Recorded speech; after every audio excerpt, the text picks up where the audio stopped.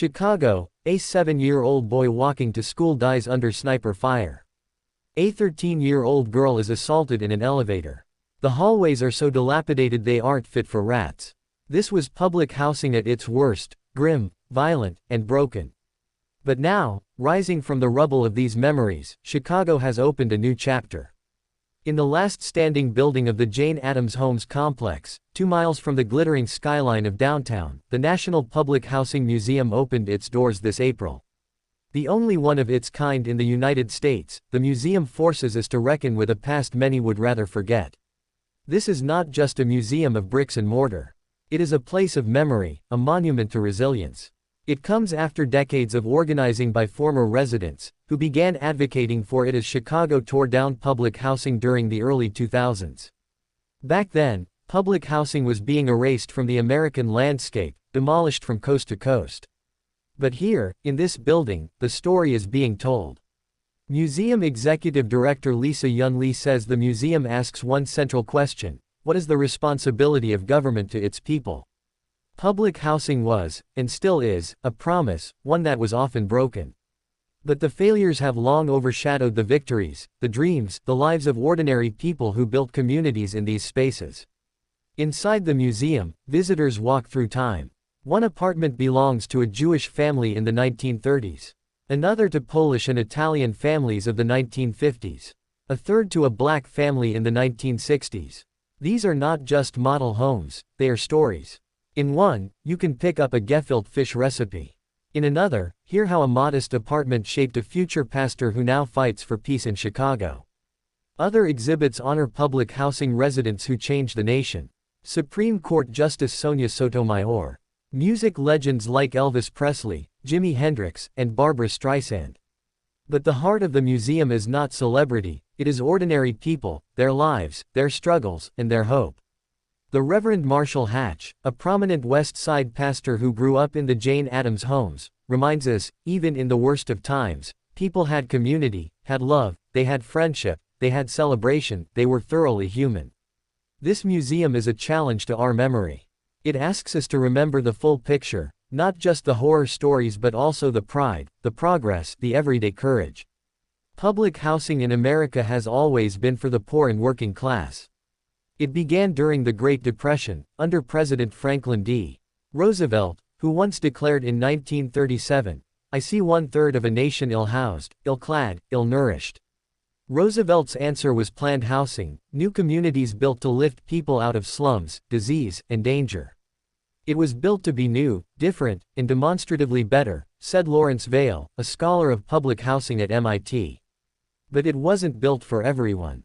Entry requirements were strict. Applicants needed stable income, small nuclear families, and the right racial background, usually white.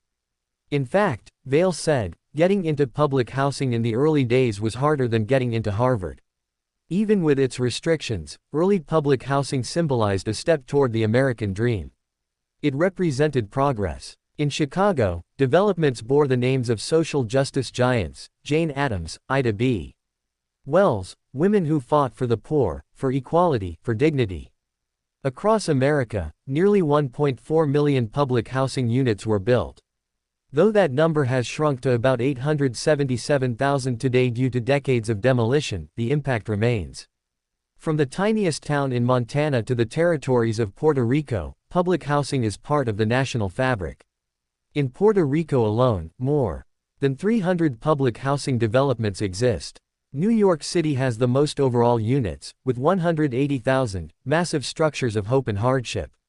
Today, 1.6 million people live in public housing and 2.3 million more rely on housing vouchers. Crystal Palmer is one of them. She moved into the Henry Horner Homes in 1968, when she was just 9 years old. Back then, it was a dream come true: green grass, fenced yards, ball fields, and candy stands. Her family had left a home infested with rodents, plagued with leaks and electrical issues. The Horners were a promise of dignity. But dreams faded. The buildings fell into disrepair. Gangs took over. Police feared the buildings, or abused them when they entered. Yet Palmer remembers it all as a foundation. It gave her the chance to build a better future. She is now a homeowner, and she credits public housing with helping her get there. I know what it is to leave home when I could and come back when I really needed it, Palmer said. It's important because it gives people a leg up to do better, it gives their family an opportunity to do better. The decline was steep. In the 1980s and 90s, federal funding for public housing was slashed dramatically, from $83 billion in 1978 to just $18 billion in 1983, adjusted for inflation. The very places meant to replace slums became slums themselves. Nowhere was this more evident than in Chicago. Perhaps no name haunts the history of public housing more than Cabrini Green. Once home to 7,000 people, it became a symbol of everything that went wrong.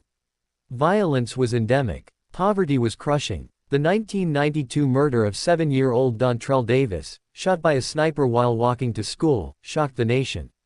Cabrini Green, just blocks from Chicago's wealthy Gold Coast, became a national symbol of despair. 3 children dead in 8 months, the papers cried. A war zone just blocks from some of the richest real estate in the USA. Despite the horror, Cabrini Green was only a fraction of the story. In fact, data from the time showed that public housing residents in New York City were statistically safer than other residents of the city. But symbols are powerful. Cabrini Green came to define public housing in the American imagination. Television shows like The Wire and news reports of gang warfare cemented the image. What got lost were the communities, the people, the love, and the potential. Francine Washington lived in Stateway Gardens, another South Side complex, from the 1970s until its demolition in 2006. She survived violence, decay, and brutality. But she also remembers neighbors who looked out for each other, families who endured, children who dreamed. The museum brings these voices to the forefront. It doesn't shy away from the failures. But it insists that we remember the whole truth. In its exhibits, federal propaganda posters from the 1930s hang side by side with the handwritten recipes and oral histories of residents. The contrast is striking. The posters promised utopia. The residents lived something far more complex. The museum is a testament to what was, what is, and what could be. Built with over $16 million in funding, $4.5 million of it from a city grant, it offers free general admission. The historic apartment tours cost up to $25, but the story it tells is priceless.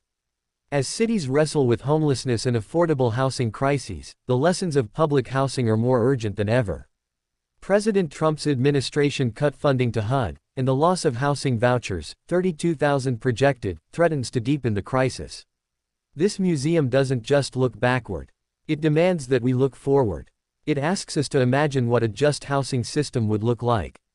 What it would mean if the government truly guaranteed a safe, decent home for all. In the words of Lisa Yun Lee, ultimately, the big question the museum asks is what is the responsibility of government to its people? It's a question worth asking. And Chicago, for all its scars, may finally be offering an answer.